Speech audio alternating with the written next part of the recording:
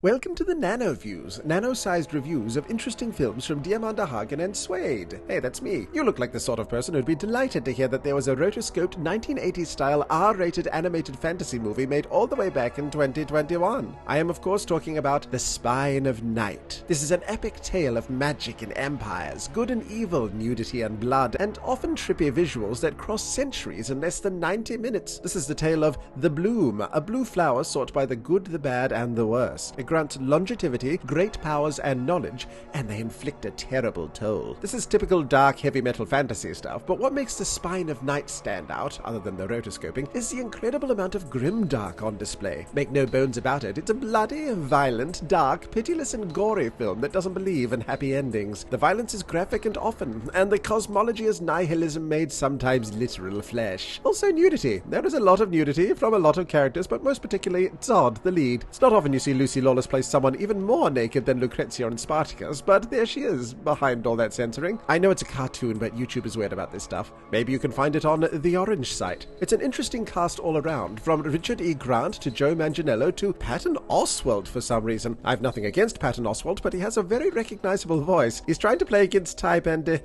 doesn't really work. The Spine of Night is like the most serious elements of heavy metal, the film, distilled right down, and I love it. The big inspirations for it were the works of Frank Frazetta, Ralph Bakshi's Fire and Ice, and I assume a liberal amount of acid rock and black lights. This is a fantastic piece of work, especially if you like all that sort of stuff. The Spine of Night was written and directed by Philip Gillette and Morgan Gallen King, based on the latter's short film Exordium, which, last time I checked, could be found here on YouTube. I'm Suede, I just voiced this, Hagan wrote it, and just be aware, if you've seen any Joel Haver videos on YouTube, you'll notice some similarities, so you might want to take some time to adjust, otherwise you will not be able to take it seriously.